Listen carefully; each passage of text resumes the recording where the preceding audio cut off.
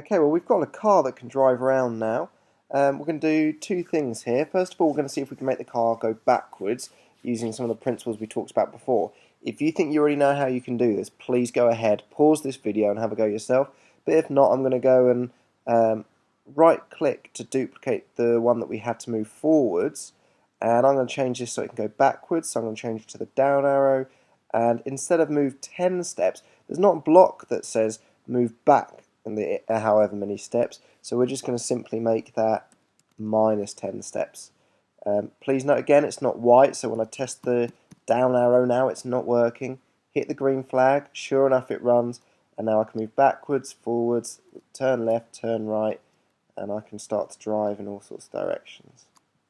So next step is, can we see if we can create a background, a track for our car to go around?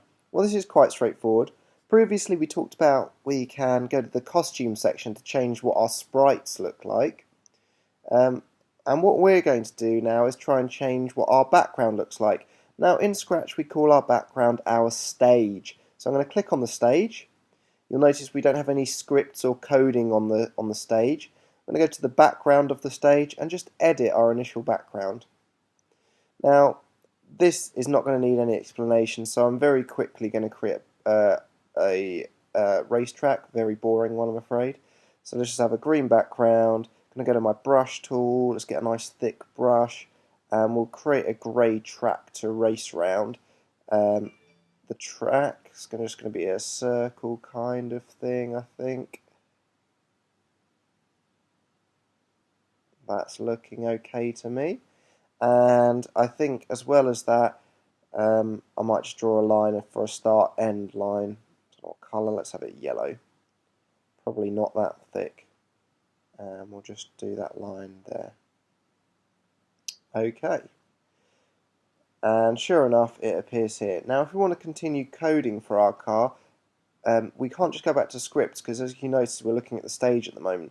So if we want to look at the scripts for our car, click on the car down here, which is at the moment called Sprite 1. This might be a nice time to rename that sprite what it is. So I'm just going to call it car. And we just name it up here and that will do the job fine.